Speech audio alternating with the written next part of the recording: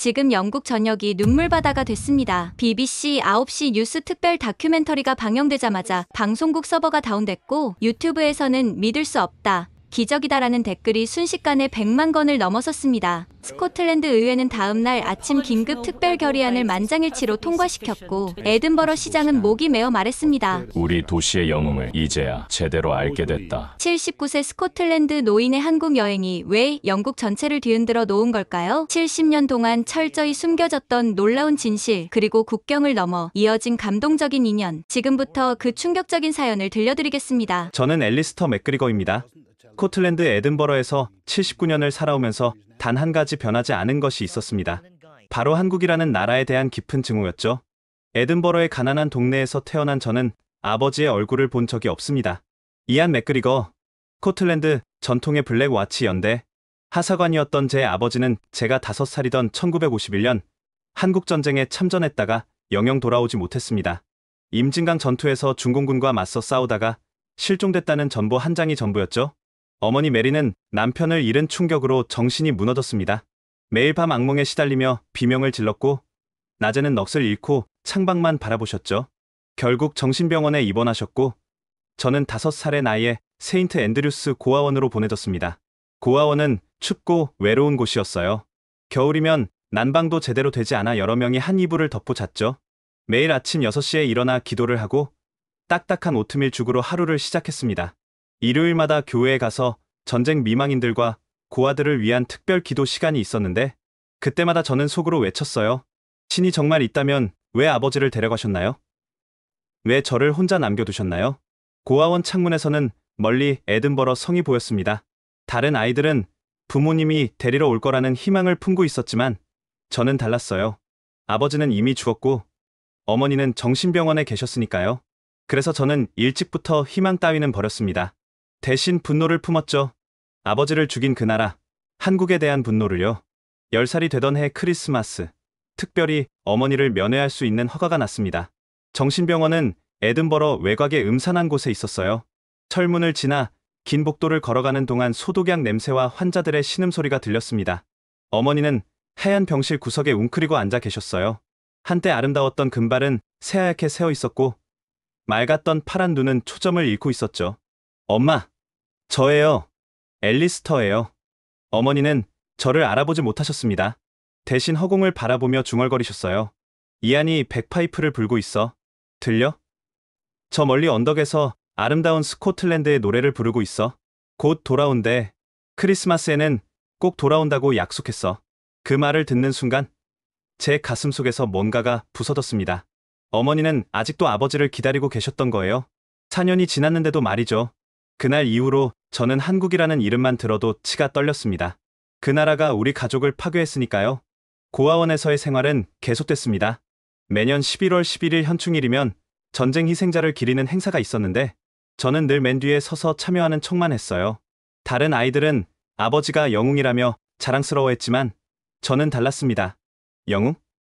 가족을 버리고 남의 나라에 가서 죽은 사람이 무슨 영웅입니까? 16살에 고아원을 나왔습니다.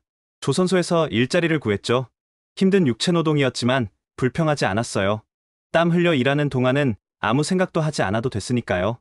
20살이 되던 해 해군에 입대했습니다.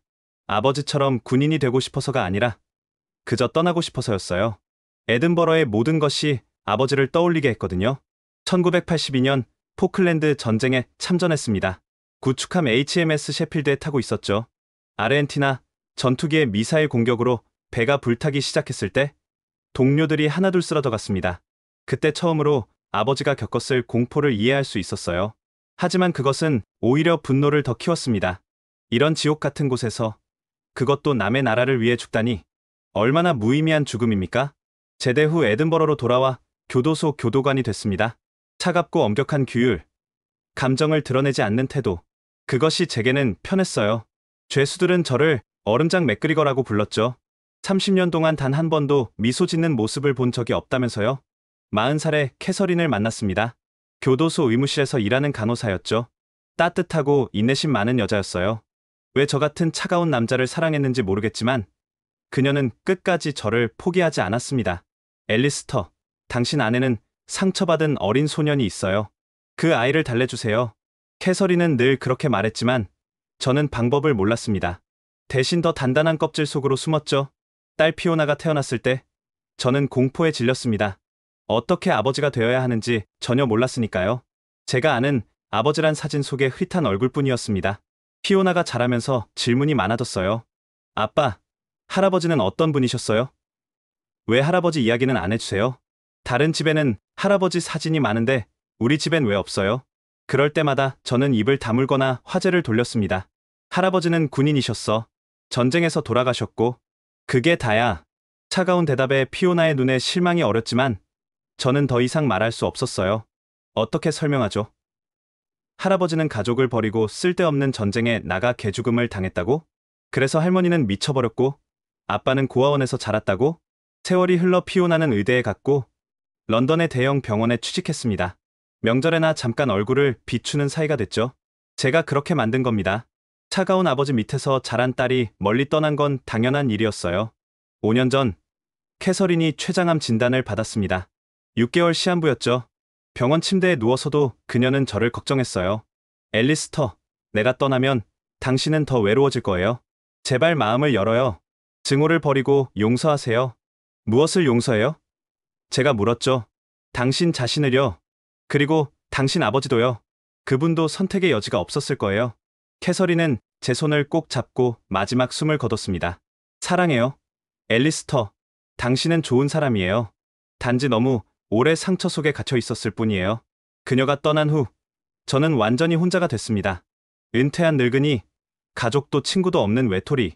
매일 같은 시간에 일어나 홍차를 마시고 공원을 산책하고 텔레비전을 보다 잠드는 무의미한 나날들.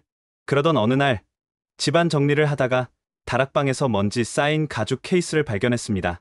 캐서린이 보관하고 있던 물건들 사이에 있었죠. 열어보니 제 심장이 멈출 뻔했어요. 아버지의 백파이프였습니다. 블랙 와치 연대의 문장이 선명하게 새겨진 전통적인 스코틀랜드 백파이프. 어떻게 이것이 여기 있는지 이해할 수 없었어요. 아버지는 한국에서 실종됐는데 조심스럽게 백파이프를 들어 올렸습니다. 묵직한 무게가 느껴졌어요. 그런데 뭔가 이상했습니다. 파이프 내부에서 바스락거리는 소리가 났거든요. 손을 넣어 더듬거리니 작은 종이 뭉치가 만져졌습니다. 떨리는 손으로 종이를 꺼내 펼쳤어요. 누렇게 바랜 종이 위에는 알 수 없는 문자들이 빼곡히 적혀 있었습니다. 동양 문자 같았어요. 그리고 맨 아래 아버지의 필체로 영어가 적혀 있었습니다. 화천, 박상택님께 약속을 지키지 못해 죄송합니다. 당신의 은혜를 잊지 않겠습니다라고 영어로 쓰여 있었습니다. 온몸에 소름이 돋았습니다. 화천, 박상택. 이게 대체 무슨 의미일까요? 아버지가 한국 사람에게 은혜를 입었다고요? 그럼 제가 70년 동안 알고 있던 것은 뭐란 말입니까? 그날 밤, 저는 한숨도 잘 수 없었습니다. 아버지가 한국 사람에게 약속을 했다? 은혜를 입었다? 모든 것이 뒤집어지는 기분이었어요. 혹시 제가 모르는 진실이 있는 건 아닐까? 아버지는 정말 어떻게 돌아가신 걸까? 인터넷으로 화천을 검색해봤습니다. 강원도에 있는 작은 도시더군요. 한국전쟁 당시 치열한 전투가 있었던 곳이라고 나와 있었습니다. 박상택은 너무 흔한 이름이라 찾을 수 없었고요. 며칠을 고민했습니다. 이 나이에 한국까지 가는 것도 부담스러웠고 무엇보다 평생 증오해온 나라에 발을 디딘다는 것이 견딜 수 없었어요. 하지만 이 의문을 안고 죽을 수는 없었습니다. 아버지의 진실을 알아야만 했어요. 피오나에게 전화를 걸었습니다. 아빠가 한국에 간다고요? 갑자기 왜요? 딸의 목소리에는 놀라움이 가득했죠. 할아버지와 관련된 일이야. 꼭 확인해야 할 것이 있어. 아빠, 혼자 가시는 건 위험해요. 제가 휴가 내서 같이. 아니다. 이건 내가 혼자 해결해야 할 일이야. 전화를 끊고 항공권을 예약했습니다. 79년 인생에서 가장 어려운 결정이었어요. 하지만 백파이프 속 그 작은 종이가 제 인생을 뒤흔들고 있었습니다. 출발 전날, 오랜만에 아버지 사진을 꺼내봤습니다. 군복을 입고 백파이프를 든 젊은 시절의 아버지. 25의 나이에 전쟁터로 떠나신 아버지. 그리고 영영 돌아오지 못한 아버지. 아버지, 대체 거기서 무슨 일이 있었던 겁니까? 왜 한국 사람에게 은혜를 입었다고 하신 거죠? 왜 약속을 못 지켰다고 하신 거예요? 사진 속 아버지는 여전히 침묵하고 있었습니다. 하지만 이번엔 달라 보였어요. 차가운 군인이 아니라 뭔가 간절한 것을 품고 있는 젊은이의 얼굴로 보였습니다. 얼마 전 저는 생애 처음으로 인천공항에 발을 디뎠습니다. 79년 인생에서 한 번도 상상해 본 적 없는 일이었죠. 비행기에서 내리는 순간부터 심장이 요란하게 뛰었습니다. 이곳이 정말 아버지가 목숨을 잃은 그 나라란 말인가? 공항은 놀라울 정도로 현대적이었습니다. 거대한 유리 건축물, 최첨단 시설들, 그리고 곳곳에 있는 영어 안내판. 제가 상상했던 전쟁의 폐허와는 전혀 달랐어요. 입국 심사를 기다리는 동안 주변을 둘러봤습니다. 다양한 국적의 사람들이 줄을 서 있었고 한국인 직원들은 친절하게 안내를 하고 있었죠. 한 젊은 여직원이 제게 다가왔습니다. 어디서 오셨어요? 도와드릴까요? 유창한 영어였습니다. 저는 무뚝뚝하게 대답했어요. 스코틀랜드에서 왔습니다. 서울로 가려고요. 아, 스코틀랜드. 에든버러에서 오셨나요? 정말 아름다운 도시죠? 저도 작년에 다녀왔어요. 그녀의 밝은 미소가 오히려 불편했습니다. 제가 왜 여기 왔는지 알면 그렇게 웃을 수 있을까? 공항철도를 타고 서울로 향하면서 창밖을 바라봤습니다. 고층 아파트들이 끝없이 이어져 있었고 도로는 깨끗했으며 사람들은 바쁘게 움직이고 있었죠. 스마트폰을 보며 걷는 젊은이들, 교복을 입은 학생들, 정장 차림의 직장인들. 이곳이 정말 70년 전 피비린내 나는 전쟁터였단 말인가? 서울역에 도착해서 택시를 탔습니다. 운전사가 물었죠. 어디로 모실까요? 시청 근처 호텔로 가주세요. 아, 관광 오셨어요? 처음 오셨나 봐요. 저는 대답하지 않았습니다. 운전사는 계속 말을 이어갔어요. 요즘 스코틀랜드에서 오는 관광객이 많아요. 한국 위스키가 상을 많이 받아서 그런가 봐요. 스카치 위스키만큼 좋다고들 하던데요. 한국 위스키라니. 아버지가 살아계셨다면 얼마나 놀라셨을까요? 호텔에 체크인하면서도 직원들의 친절함이 계속 거슬렸습니다. 뭔가 가식적으로 느껴졌어요. 70년 전 외국 군인들의 희생 위에 세워진 번영을 누리면서 이제 와서 친절한 척하는 것 같았거든요. 호텔방에서 짐을 풀며 창밖을 내다봤습니다. 서울의 야경이 화려하게 펼쳐져 있었어요. 불빛들이 반짝이는 도시, 활기찬 사람들. 하지만 제게는 그 모든 것이 차갑게만 느껴졌습니다. 이 땅 어딘가에서 아버지가 피를 흘리며 쓰러졌을 텐데. 다음날 아침, 용산에 있는 전쟁기념관으로 향했습니다. 혹시 아버지의 이름이라도 있을까 싶어서였죠. 거대한 건물에 들어서니 엄숙한 분위기가 느껴졌습니다. 전시관에는 한국전쟁에 대한 방대한 자료가 있었어요. 유엔군 참전국들의 국기가 걸려 있었고 각국의 희생자 수도 표시되어 있었죠. 영국군은 1078명이 전사했다고 적혀 있었습니다. 특히 눈에 띈 것은 글로스터 연대의 임진강 전투 기록이었습니다. 1951년 4월 중공군의 대공세를 막아낸 영웅적인 전투. 하지만 제 아버지 소속인 블랙와치 연대에 대한 기록은 많지 않았어요. 2층 전시실을 샅샅이 뒤졌습니다. 전사자 명단, 실종자 명단, 포로 명단까지. 하지만 이안 맥그리거라는 이름은 어디에도 없었어요. 마치 아버지가 존재하지 않았던 사람처럼. 안내 데스크에 가서 물어봤습니다. 실종된 영국군에 대한 더 자세한 자료는 없나요? 직원이 친절하게 답했죠. 개별 군인에 대한 자료는 국방부나 각국 대사관에 문의하셔야 해요. 여기는 전시 목적의 자료만 있거든요. 전쟁 기념관을 나오며 느낀 것은 허탈함이었습니다. 결국 이 나라도 마찬가지구나. 필요할 때는 외국 군인들의 도움을 받고 끝나면 잊어버리는구나. 근처 카페에 들어가 커피를 시켰습니다. 쓴 아메리카노를 마시며 생각했어요. 화천, 박상택. 이 두 단서만으로 뭘 찾을 수 있을까? 카페 창밖으로는 젊은이들이 웃으며 지나다녔습니다.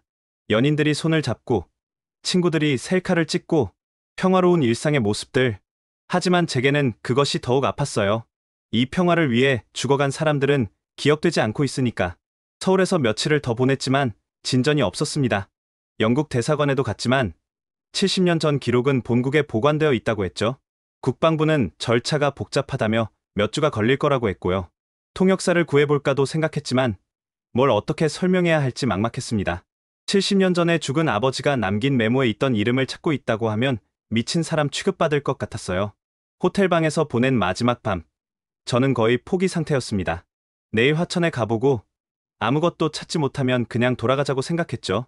어차피 70년이나 지난 일을 지금 와서 뭘 알 수 있겠어요. 다음날 아침, 서울역에서 춘천행 ITX를 탔습니다. 기차가 도시를 벗어나자 풍경이 달라지기 시작했어요. 산과 강이 어우러진 아름다운 자연. 하지만 70년 전에는 포탄이 떨어지고 총성이 울리던 전장이었겠죠. 기차 안에서 옆자리 할머니가 말을 걸었습니다. 어디 가세요? 화천에 갑니다. 아이고, 화천엔 뭐 볼 일이 있으세요? 외국분 같은데. 저는 잠시 망설이다가 솔직히 말했습니다. 아버지가 한국전쟁 때 그곳에서 돌아가셨어요. 흔적을 찾으러 가는 길입니다. 할머니의 표정이 변했습니다. 아이고 머니나 그러셨구나. 우리나라를 위해 싸워주신 분이셨네요. 정말 감사합니다. 할머니는 제 손을 꼭 잡았어요. 주름진 손이 따뜻했습니다. 우리는 잊지 않아요. 그때 도와주신 분들을. 제 남편도 그때 미군 덕분에 살았거든요. 평생 고마워하다가 작년에 돌아가셨어요. 춘천역에 도착해서 화천행 버스로 갈아탔습니다. 구불구불한 산길을 1시간쯤 달려 화천에 도착했을 때 작은 시골 도시가 눈에 들어왔어요. 북한과의 접경 지역이라 군부대가 많이 보였습니다. 버스 터미널에서 내려 막막했습니다. 이제 어디서부터 시작해야 할까? 닥상택이라는 이름 하나만 가지고 뭘 찾을 수 있을까? 터미널 근처 작은 식당에 들어갔습니다. 점심시간이라 손님이 꽤 있었어요.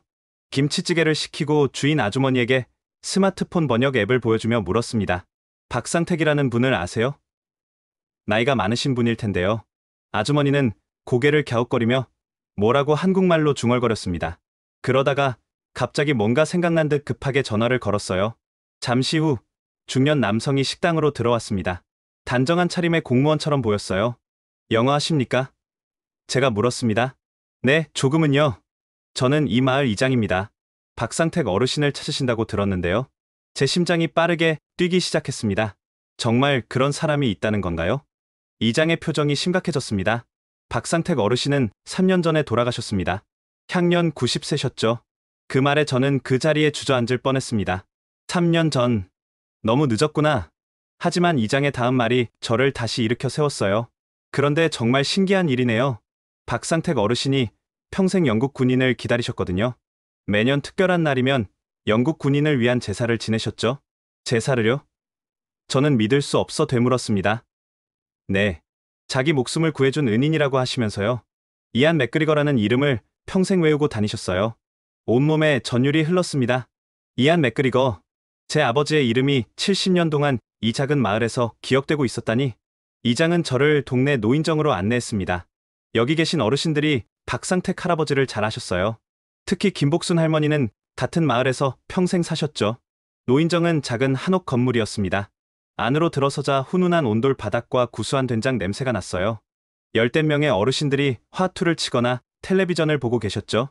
이장이 제 사정을 설명하자 모든 시선이 저에게 쏠렸습니다. 특히 구석에 앉아 계신 90대로 보이는 할머니가 저를 뚫어지게 바라보셨어요. 영국에서 오셨다고요? 김복순 할머니가 떨리는 목소리로 물으셨습니다. 이장이 통역을 해주었죠. 네. 스코틀랜드에서 왔습니다. 제 아버지가 한국전쟁 때 이곳에서 실종되셨는데 유품에서 박상택이라는 이름을 발견했습니다. 할머니의 눈에 눈물이 고였습니다. 세상에. 이런 날이 오다니. 상택이가 그렇게 기다리던 분의 가족이 오셨구나. 할머니는 손수건으로 눈물을 닦으며 천천히 이야기를 시작했습니다. 1951년 봄이었어요. 중공군이 엄청난 수로 밀고 내려왔죠. 우리 마을도 포위당했어요. 상택이네 가족은 큰 집안이었는데 할아버지 할머니부터 갓난아기까지 12명이나 됐어요. 이장이 차분히 통역을 해주었고 저는 숨을 죽이고 들었습니다. 상택이네는 산속 토굴에 숨어 있었대요. 중공군이 마을을 뒤지고 있었는데 곧 토굴을 발견할 상황이었죠. 아기들이 울음을 참지 못하고 있었거든요. 그때였어요. 할머니는 잠시 말을 멈추고 먼 하늘을 바라봤습니다. 70년 전 그날을 떠올리는 듯했어요. 갑자기 멀리서 이상한 소리가 들려왔대요. 처음에는 무슨 소리인지 몰랐는데 점점 가까워지더니 음악이었어요. 백파이프 소리였죠. 백파이프. 제 눈앞이 흐려졌습니다. 영국 군인 한 명이 언덕 위에 서서 백파이프를 불고 있었대요. 엄청나게 크게, 마치 1000명이 부는 것처럼. 중공군이 모두 그쪽으로 몰려갔어요. 큰 부대가 공격하는 줄 알았겠죠. 그래서 그 군인은 어떻게 됐나요? 제 목소리가 떨렸습니다. 중공군의 집중 사격을 받았대요. 상태기가 나중에 가봤는데 시신은 찾을 수 없었고 백파이프만 피투성이가 되어 떨어져 있었다고 했어요. 다른 노인들도 고개를 끄덕이며 거들었습니다. 상태기는 그 백파이프를 평생 모셨어. 매년 음력 정월 대보름이랑 8월 추석엔 꼭 제사를 지냈지. 영국 국가도 외워서 부르곤 했어. 한 할아버지가 말씀하셨습니다. 상태기는 늘 말했어요. 그 영국 군인이 아니었으면 자기네 집안이 다 몰살당했을 거라고. 그래서 자식들 이름에도 다 은혜 은자를 넣었어요. 저는 더 이상 눈물을 참을 수 없었습니다. 70년 동안 품어온 증오가 얼마나 어리석었는지, 얼마나 큰 오해였는지 깨달았어요. 아버지는 버림받은 것도 잊혀진 것도 아니었습니다. 오히려 깊이 감사받고 기억되고 있었죠. 박상택 씨의 가족은 어디 계신가요? 겨우 물었습니다. 이장이 대답했어요. 손자가 한 명 있어요. 박태준이라고? 화천고등학교에서 영어 선생님을 하고 있죠. 마침 오늘이 토요일이니 집에 있을 거예요. 김복순 할머니가 제 손을 꼭 잡으셨습니다. 아이고, 이렇게라도 만나게 돼서 다행이야. 상태기가 저승에서 얼마나 기뻐할지. 70년 동안 기다렸는데. 이장이 전화를 걸었고 30분 후에 한 남성이 노인정에 도착했습니다. 30대 중반의 단정한 모습이었어요. 그가 저를 보자마자 영어로 말했습니다. 맥그리거 씨 맞으신가요? 정말 놀랍습니다. 할아버지가 평생 기다리셨던 분의 아드님이 오시다니요. 박태준의 눈에도 눈물이 고여 있었습니다. 할아버지는 돌아가시는 날까지 이안 맥그리거님 이야기를 하셨어요. 언젠가는 그분의 가족을 만나서 제대로 감사 인사를 전하고 싶다고 하셨죠. 그런데 연락할 방법이 없어서 저는 박태준의 손을 꽉 잡았습니다. 처음 만난 사람인데도 이상하게 가족 같은 느낌이 들었어요. 아버지가 이어준 인연이라서 그런 걸까요? 할아버지가 남기신 것들을 보여드리고 싶어요. 집이 가까우니 가시죠. 노인정을 나서면서 김복순 할머니가 또 제 손을 잡으셨습니다. 꼭 가서 보세요. 상태기가 얼마나 정성을 들였는지. 그리고 이안 맥그리거 씨도 좋은 분이셨을 거예요. 남을 위해 목숨을 바칠 수 있는 사람이니까. 박태준을 따라 걸으면서 마을 풍경을 둘러봤습니다. 작은 시골 마을이었지만 평화로웠어요. 논밭이 펼쳐져 있고 멀리 산들이 둘러싸고 있었죠. 70년 전 이곳이 전쟁터였다는 게 믿기지 않았습니다. 할아버지는 이 길을 매일 걸으셨어요. 박태준이 말했습니다. 아침 운동 삼아 언덕까지 올라가셨는데 거기서 늘 북쪽을 바라보셨죠. 이안 맥그리거님이 백파이프를 불었다는 그 언덕이거든요. 지금도 그 언덕이 있나요? 네, 있어요. 나중에 모시고 갈게요. 할아버지가 거기에 작은 표지석도 세워놓으셨어요. 걸으면서 박태준은 할아버지에 대해 더 많은 이야기를 들려줬습니다. 할아버지는 전쟁 후에 마을 이장을 오래 하셨어요. 어려운 사람들을 많이 도우셨죠. 늘 말씀하셨어요.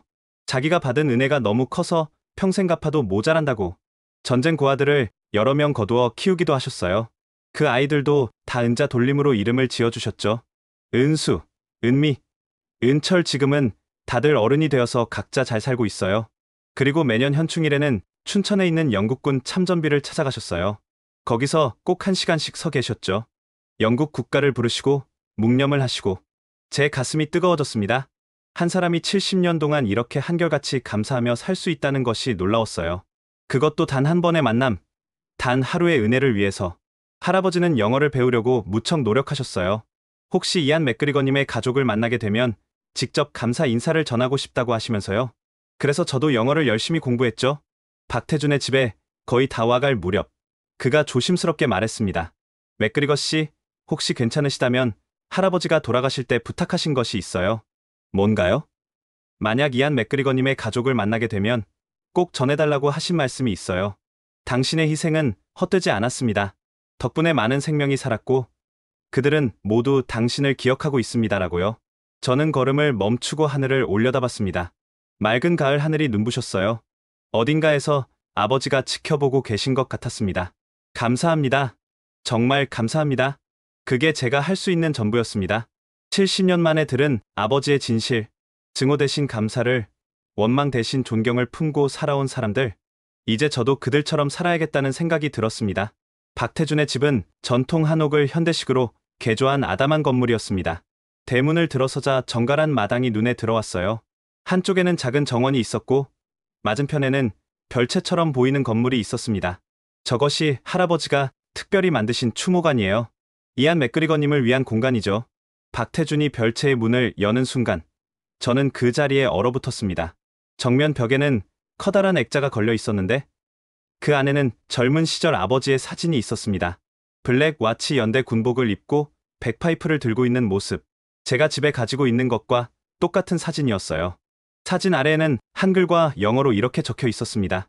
우리의 은인 이안 맥그리거 하사 1926년에서 1951년 당신의 희생을 영원히 기억합니다. 제 다리에 힘이 빠져 주저앉았습니다. 박태준이 급히 부축해 주었어요. 괜찮으세요? 저는 고개를 끄덕이며 겨우 일어섰습니다. 하지만 눈은 아버지 사진에서 떼지 못했어요. 70년 만에 한국에서 아버지를 다시 만난 기분이었습니다. 이 사진은 어떻게? 할아버지가 전쟁 직후부터 수소문하셨대요. 미군 부대를 찾아다니고 영국 대사관에도 여러 번 편지를 보내셨죠. 20년 만에 겨우 이 사진 한 장을 구하셨다고 해요. 사진 앞에는 작은 재단이 마련되어 있었습니다. 향로와 촛대, 그리고 신선한 국화꽃이 놓여 있었죠. 벽면에는 영국 국기와 한국 국기가 나란히 걸려 있었고 그 아래에는 백파이프가 정성스럽게 보관되어 있었습니다. 저 백파이프가... 네, 할아버지가 그날 현장에서 가져오신 거예요. 이안 맥그리거님이 마지막까지 불었던 바로 그 백파이프입니다. 저는 떨리는 손으로 유리 케이스를 열고 백파이프를 꺼냈습니다. 70년의 세월이 흘렀지만 여전히 묵직했어요. 자세히 보니 곳곳에 총탄 자국이 있었습니다. 할아버지가 매일 아침 저녁으로 이곳에 오셔서 인사를 드렸어요. 오늘도 감사합니다. 덕분에 잘 살고 있습니다라고 말씀하시면서요. 박태주는 서랍에서 낡은 노트 여러 권을 꺼냈습니다. 할아버지가 쓰신 일기예요. 대부분 이안 맥그리거님에 대한 내용입니다. 제가 번역해 드릴게요. 첫 장을 펼치자 정성스러운 한글 글씨가 빼곡히 적혀 있었습니다. 1952년 3월 15일. 오늘도 은인을 생각합니다. 그분이 아니었다면 우리 가족 12명은 모두 죽었을 것입니다. 갓 태어난 막내도, 80살 아버님도, 만삭의 아내도 모두. 그런데 그분은 우리를 위해 목숨을 던지셨습니다. 25살의 젊은 나이에 어떻게 이 은혜를 갚을 수 있을까요? 1960년 8월 15일. 오늘은 광복절입니다. 하지만 저에게는 또 다른 광복절이기도 합니다. 9년 전 이날, 저희 가족이 죽음에서 해방된 날이니까요. 은인께서는 고향에도 가족이 있으셨을 텐데 부모님이 얼마나 슬퍼하셨을까요? 1975년 4월 23일, 24년이 지났습니다. 오늘 큰아들 은수가 대학에 합격했습니다. 둘째 은미도 고등학교를 잘 다니고 있고요. 이 모든 것이 은인 덕분입니다. 그분이 아니었다면 이 아이들은 태어나지도 못했을 테니까요. 페이지를 넘길수록 눈물이 멈추지 않았습니다. 한 사람이 70년 동안 이렇게 한결같이 감사하며 살았다는 것이 믿기지 않았어요. 1985년 12월 25일. 오늘은 크리스마스입니다. 은인도 고향에서 가족들과 크리스마스를 보내고 싶으셨겠죠? 대신 제가 그분의 가족을 위해 기도합니다. 어디선가 건강하고 행복하게 지내시기를. 2000년 1월 1일. 새 천년이 시작됐습니다. 49년이 지났지만 그날의 기억은 여전히 생생합니다. 백파이프 소리가 울려 퍼지던 순간, 중공군이 그쪽으로 달려가던 모습, 그리고 요란한 총성 은인의 희생을 절대 잊지 않겠습니다. 박태주는 또 다른 상자를 가져왔습니다. 그 안에는 사진과 편지, 신문 스크랩 등이 가득했어요. 이건 할아버지가 영국 대사관에 보낸 편지들이에요. 답장은 거의 못 받으셨지만 포기하지 않고 계속 보내셨죠. 수십 통의 편지가 있었습니다. 서툰 영어지만 진심이 담겨 있었어요. 존경하는 영국 대사님께, 저는 한국전쟁 때 이안 맥그리거 하사님께 목숨을 구원받은 박상택입니다. 그분의 가족을 찾고 있습니다. 제가 죽기 전에 꼭 만나서 감사 인사를 전하고 싶습니다. 그분은 진정한 영웅이었습니다. 이건 2010년에 쓰신 편지예요. 할아버지가 80세 되신 해였죠. 박태준이 읽어주었습니다. 이제 저도 나이가 많이 들었습니다. 하지만 은인을 잊은 적은 단 하루도 없습니다. 제발 그분의 가족을 찾을 수 있게 도와주십시오. 제가 이 세상을 떠나기 전에 꼭 그분의 자녀분들께 말씀드리고 싶습니다. 당신의 아버지는 위대한 분이었다고. 이제 그날의 이야기를 자세히 들려드릴게요. 박태준이 차를 내오며 말했습니다. 할아버지가 수백 번도 넘게 들려주신 이야기라 저도 외울 정도예요. 박태준은 잠시 숨을 고르고 이야기를 시작했습니다. 1951년 4월 23일 새벽이었어요. 중공군의 충계 대공세가 시작됐죠. 수만 명이 인해 전술로 밀고 내려왔대요. 우리 마을은 작은 시골 마을이었는데 전략적 요충지라 치열한 전투가 벌어졌죠. 저는 숨을 죽이고 들었습니다. 드디어 아버지의 마지막 날에 대해 알게 되는 순간이었어요. 할아버지 가족은 다른 마을 사람들과 함께 산속토굴에 숨어 있었어요. 할아버지의 부모님, 형제들, 그리고 만삭이었던 할머니까지 모두 12명이었죠. 막내 동생은 겨우 2살이었대요. 중공군이 마을을 포위하고 집집마다 수색을 시작했어요. 숨어있던 다른 토굴들이 하나둘 발각되고 끔찍한 일들이 벌어졌죠. 할아버지네 토굴도 곧 발견될 상황이었어요. 아이들이 공포에 질려 울음을 참지 못하고 있었거든요. 바로 그때였어요. 갑자기 멀리서 음악 소리가 들려왔대요. 처음에는 모두 귀를 의심했죠. 전쟁터에서 음악이라니. 그런데 그 소리가 점점 가까워지면서 더 크게 울려 퍼졌어요. 백파이프였죠. 스코틀랜드의 전통곡인 스코틀랜드 더 브레이브였대요. 나중에 할아버지가 그 곡을 찾아서 외우셨거든요. 저는 그 곡을 잘 알고 있었습니다.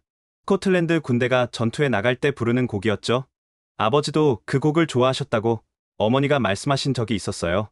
영국 군인 한 명이 언덕 꼭대기에 서서 백파이프를 불고 있었대요. 마치 1000명의 군대가 진격하는 것처럼 웅장하게. 중공군이 큰 부대가 공격해 오는 줄 알고 모두 그쪽으로 달려갔어요. 할아버지 가족은 그 틈을 타서 토구를 빠져나왔어요. 미친 듯이 뛰어서 더 깊은 산속으로 도망쳤죠. 한참을 달린 후에 뒤에서 엄청난 총소리가 들렸대요. 수백 발, 어쩌면 수천 발의 총성이. 박태준의 목소리도 떨리고 있었습니다.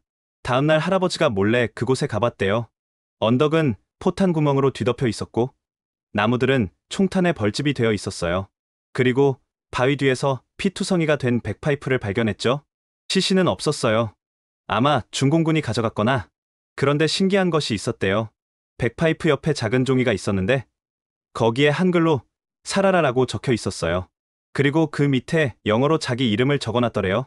이안 맥그리거라고. 그래서 아버지가 남긴 메모에 한글이 있었던 거군요.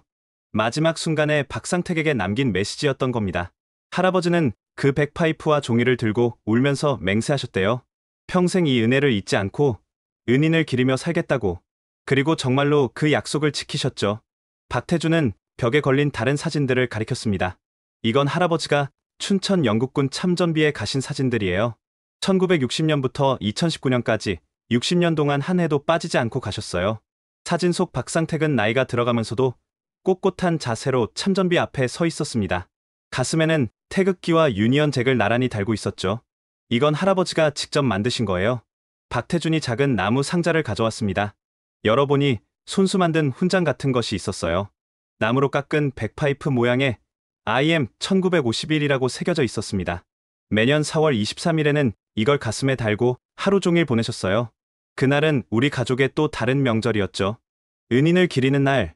저는 더 이상 말을 할 수 없었습니다. 70년 동안 품어온 원망이 얼마나 부질없었는지, 얼마나 큰 오해였는지 뼈저리게 느꼈어요. 아버지는 의미 없이 죽은 게 아니었습니다. 12명의 생명을 구하고 그들의 후손 수십 명이 태어날 수 있게 했으며 그 모든 사람들이 아버지를 기억하고 있었습니다. 할아버지 말씀이 구해진 12명이 낳은 자녀가 30명이 넘고 그들이 또 낳은 자녀까지 하면 100명이 넘는데요. 이안 맥그리거님 덕분에 100명이 넘는 사람이 이 세상에 존재하게 된 거죠. 박태준은 마지막으로 봉투 하나를 꺼냈습니다. 이건 할아버지가 돌아가시기 일주일 전에 쓰신 편지예요. 혹시라도 이안 맥그리거님의 가족을 만나게 되면 전해달라고 하셨죠. 떨리는 손으로 편지를 받아 읽었습니다. 영어로 쓰여 있었는데 글씨가 많이 흐트러져 있었지만 읽을 수 있었어요. 이안 맥그리거의 가족에게 저는 이제 곧 이 세상을 떠납니다. 90년을 살았으니 충분히 살았죠. 하지만 한 가지 아쉬움이 있다면 당신들을 만나지 못한 것입니다. 당신들의 아버지, 남편, 아들이었을 이안 맥그리거는 진정한 영웅이었습니다. 그는 모르는 사람들을 위해 목숨을 바쳤습니다. 덕분에 저희 가족은 살 수 있었고 저는 아름다운 삶을 살 수 있었습니다. 70년 동안 단 하루도 그를 잊은 적이 없습니다. 매일 아침 저녁으로 감사 인사를 드렸고 그의 나라를 사랑하게 되었으며 그의 정신을 본받아 살려고 노력했습니다. 부디 자랑스러워하십시오. 그리고 슬퍼하지 마십시오. 그의 희생은 헛되지 않았습니다. 100명이 넘는 사람들이 그 덕분에 살고 있으니까요. 언젠가 저 세상에서 만나면 직접 감사 인사를 드리겠습니다. 그때까지 안녕히 계십시오. 2019년 4월 16일 박상택 올림. 편지를 다 읽고 나서 한참을 울었습니다. 박태준도 옆에서 조용히 눈물을 닦고 있었어요. 그날 저녁 저는 처음으로 아버지와 대화를 나눴습니다. 추모관에 혼자 앉아 사진을 바라보며 말했어요. 아버지, 이제야 알겠습니다. 아버지는 진정한 영웅이셨어요. 70년 동안 오해해서 죄송합니다. 이제부터는 자랑스러운 아들이 되겠습니다. 다음날 아침 박태준이 할아버지가 남긴 또 다른 유품들을 보여주었습니다. 놀랍게도 그 방에는 스코틀랜드와 관련된 물건들이 가득했어요. 할아버지가 평생 모으신 거예요. 이안 맥그리거님의 나라를 이해하고 싶어 하셨죠. 타탄 체크 무늬천, 스코틀랜드 전통 모자, 심지어 위스키 병까지. 책장에는 스코틀랜드 역사와 문화에 관한 책들이 빼곡했고 곳곳에 한글로 메모가 되어 있었습니다. 이 책 좀 보세요. 박태준이 낡은 책 한 권을 꺼냈어요. 스코틀랜드의 역사라는 제목이었는데 거의 모든 페이지에 밑줄이 그어져 있었습니다. 특히 스코틀랜드 독립전쟁 부분을 많이 읽으셨어요. 작은 나라가 큰 나라에 맞서 자유를 지킨 역사가 한국과 비슷하다고 하시면서요. 한 페이지를 펼치니 윌리엄 월레스에 대한 내용이 나왔습니다. 옆에 한글로 이렇게 적혀 있었어요. 이안 맥그리거 님도 이런 정신으로 싸우셨겠지. 자유와 정의를 위해. 그리고 이것 보세요. 박태준이 서랍에서 카세트 테이프를 꺼냈습니다. 스코틀랜드 전통 음악이에요. 할아버지가 매일 들으셨죠. 낡은 카세트 플레이어에 테이프를 넣자 백파이프 선율이 흘러나왔습니다. 어메이징 그레이스, 스코틀랜드 더 브레이브, 하이랜드 대성당 고향의 음악을 듣자 눈물이 났어요. 할아버지는 이 음악을 들으며 이안 맥그리거님을 떠올리셨대요. 그분도 고향을 그리워하며 이 곡들을 부셨을 거라고. 또 다른 상자에는 수십 년 동안의 사진들이 있었습니다. 매년 찍은 추모 사진들이었죠. 이건 1975년 사진이에요. 할아버지가 영국 대사관을 방문하셨을 때죠. 이안 맥그리거님의 가족을 찾아달라고 부탁하러 가셨대요. 사진 속 박상택은 정장을 차려입고 대사관 앞에 서 있었습니다. 손에는 정성스럽게 쓴 편지를 들고 있었죠. 이건 1988년 서울 올림픽 때예요. 영국 선수단이 왔을 때 할아버지가 직접 찾아가셨대요. 혹시 이안 맥그리거라는 이름을 아는 사람이 있나 해서요. 2002년 월컵 때도 마찬가지였어요. 잉글랜드 팀이 왔을 때 숙소까지 찾아가셨죠. 물론 아무도 모른다고 했지만요. 박태준은 웃으며 말했습니다. 할아버지의 고집이 대단하셨어요. 포기라는 걸 모르셨죠. 그때 현관문이 열리며 한 여성이 들어왔습니다. 박태준의 어머니였어요. 어머니, 이분이 이안 맥그리거님의 아드님이세요. 60대 중반으로 보이는 부인이 깜짝 놀라며 제 손을 잡았습니다. 세상에, 정말이에요? 아버님이 그렇게 찾으시던 어머, 어떻게 이런 일이. 그녀의 눈에도 눈물이 고였어요. 아버님이 살아계셨으면 얼마나 기뻐하셨을까요? 평생 소원이 이루어지는 거였는데. 박태준의 어머니는 부엌으로 가더니 곧 차와 다과를 가져왔습니다. 아버님은 정말 특별한 분이셨어요. 은혜를 아는 것도 그렇지만 그것을 행동으로 보여주셨거든요. 그녀가 들려준 이야기는 더욱 놀라웠습니다. 아버님은 마을에서 어려운 일이 있으면 늘 앞장서서 도우셨어요. 특히 전쟁 고아들을 많이 거두셨죠. 내가 살았으니 다른 생명도 살려야 한다고 하시면서요. 1960년대에 마을에 큰 홍수가 났을 때도 아버님이 앞장서서 구호 활동을 하셨어요. 집을 잃은 사람들을 우리 집에 재우고 먹을 것을 나누고 받은 은혜를 갚는 것이라고 하셨죠. 그리고 매년 4월 23일에는 마을 잔치를 여셨어요. 온 마을 사람들을 초대해서 음식을 대접하셨죠. 생명의 날이라고 이름 붙이셨는데 다들 그게 무슨 날인지 알았어요. 박태준이 덧붙였습니다. 할아버지 덕분에 우리 마을에는 특별한 전통이 생겼어요. 누군가에게 도움을 받으면 꼭 다른 사람을 도와야 한다는 거죠. 박상택 정신이라고 불러요. 오후에 박태준은 저를 특별한 곳으로 안내했습니다. 마을 뒤편 언덕으로 오르는 길이었어요. 여기가 그날 이안 맥그리거님이 백파이프를 부셨다는 곳이에요. 언덕 꼭대기에는 작은 돌비석이 세워져 있었습니다. 한글과 영어로 이렇게 새겨져 있었어요. 1951년 4월 23일 이곳에서 이안 맥그리거 하사가 우리를 구하고 하늘로 떠났다. 그의 용기를 영원히 기억한다. 비석 주변에는 야생화가 피어 있었고 누군가 놓고 간 꽃다발도 있었습니다. 마을 사람들이 가끔 와서 꽃을 놓고 가요. 다들 그날의 이야기를 알고 있거든요. 저는 비석 앞에 무릎을 꿇었습니다. 70년 전 이곳에서 아버지가 마지막 순간을 보내셨다는 생각에 가슴이 미어졌어요. 아버지, 이제야 찾아왔습니다. 너무 늦어서 죄송해요. 바람이 불었습니다. 마치 아버지가 대답하는 것 같았어요. 언덕에서 내려다 보이는 마을은 평화로웠습니다. 논밭이 펼쳐져 있고 저 멀리 강이 흐르고 있었죠. 저 집들 대부분이 할아버지가 구한 가족들의 후손이 사는 집이에요. 박태준이 설명했습니다. 왼쪽 파란 지붕집은 막내 동생이었던 분의 집이고 오른쪽 빨간 지붕은 둘째 형님 집이고 하나하나 가리키며 설명하는 박태준의 목소리를 들으며 생각했습니다. 이 모든 집, 이 모든 생명이 아버지의 희생 덕분에 존재한다는 것을. 저녁 무렵 마을 회관에서 특별한 모임이 있었습니다. 박상택을 기억하는 사람들이 모인다는 소식을 듣고 많은 사람들이 왔어요. 이분이 이안 맥그리거님의 아드님이세요. 박태준이 소개하자 회관이 술렁거렸습니다. 사람들이 하나둘 다가와 제 손을 잡았어요. 정말 감사합니다. 덕분에 저희가 살 수 있었어요. 은인의 아드님을 뵙게 되다니. 한 노인이 앞으로 나왔습니다. 80대 후반으로 보였어요. 저는 그날 구조된 12명 중 한 명입니다. 그때 저는 10살이었어요. 형님이었던 상택이 형이 저를 업고 뛰었죠. 그는 떨리는 목소리로 계속했습니다. 백파이프 소리를 아직도 기억해요. 처음엔 무서웠는데 나중엔 천사의 나팔 소리처럼 들렸어요. 그 소리 덕분에 우리가 살 수 있었으니까요. 다른 사람들도 하나둘 이야기를 보탰습니다. 상택 씨는 정말 대단한 분이었어요. 평생 은혜를 잊지 않고 사셨죠. 자식들 이름도 다 은자 돌림으로 지으셨잖아요. 매년 4월 23일에는 온 마을이 함께 기념했어요. 한 중년 여성이 말했습니다. 저희 아버지가 전쟁고아였는데 상택 할아버지가 거두어 키우셨어요. 그래서 저도 은혜를 아는 사람이 되라고 늘 가르치셨죠. 그날 밤 저는 박태준의 집에서 묵었습니다. 추모관이 보이는 방이었어요. 잠들기 전 창밖을 바라보며 생각했습니다. 70년 동안 저는 아버지를 원망하며 살았습니다. 가족을 버리고 떠났다고, 의미 없는 전쟁에서 개죽음을 당했다고.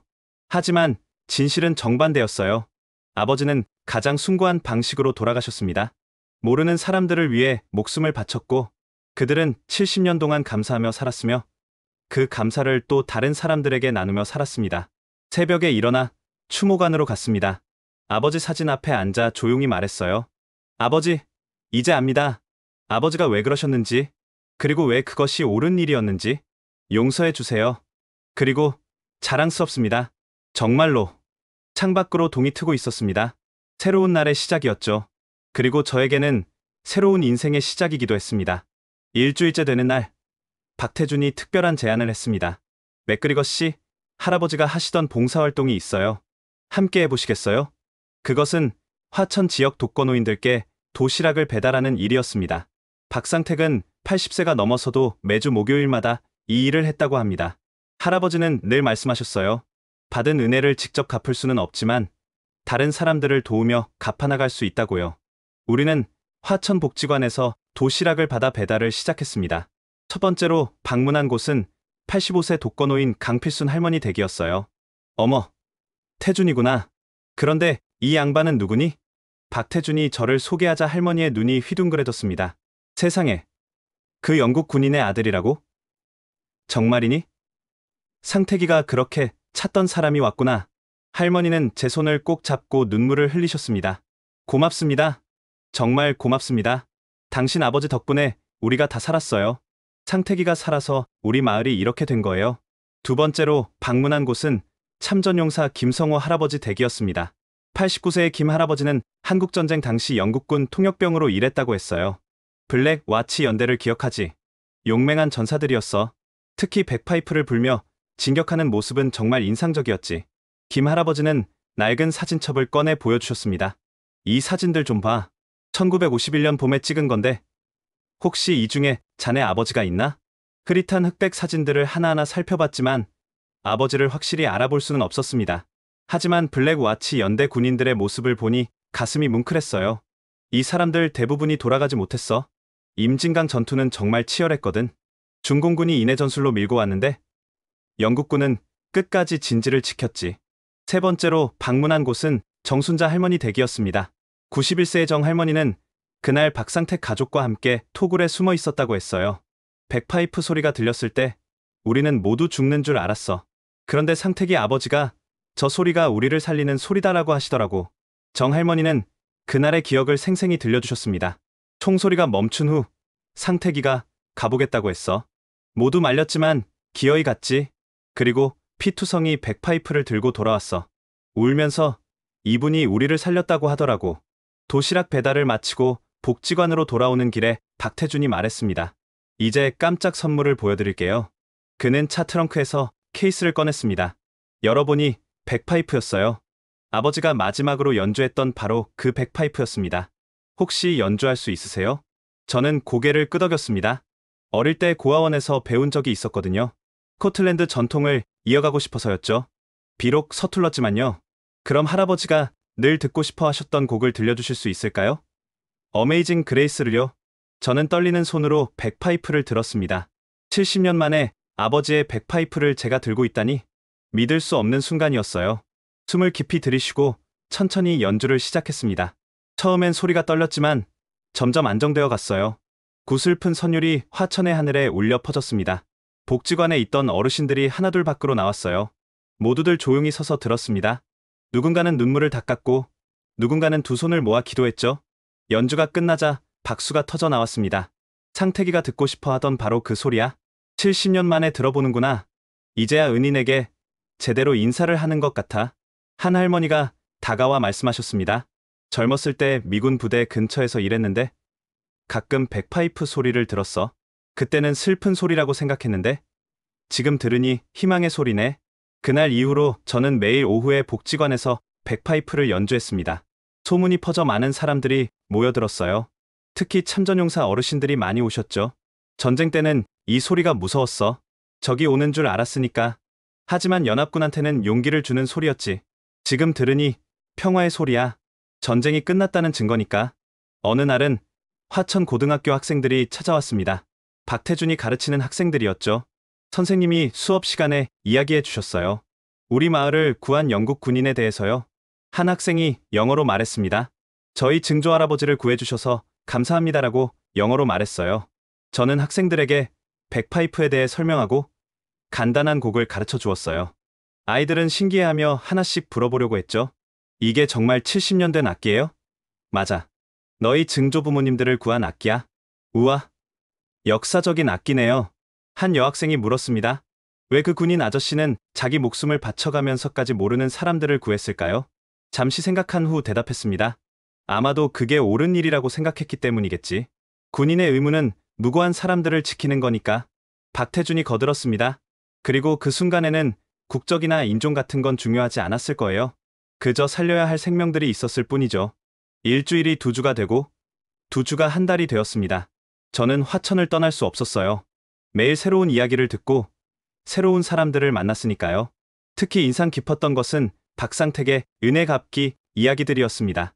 1970년대 석유 파동 때 상택 씨가 마을 사람들에게 연탄을 나눠줬어요. 딸 은미가 대학 갈 때 장학금이 필요했는데 상택 씨가 도와줬죠. 우리 아버지가 병원비가 없을 때도 상택 씨가 해결해줬어요. 한 할아버지가 말씀하셨습니다. 상택이는 늘 말했어. 내가 받은 은혜가 너무 커서 평생 갚아도 모자란다고. 그래서 만나는 사람마다 도왔지.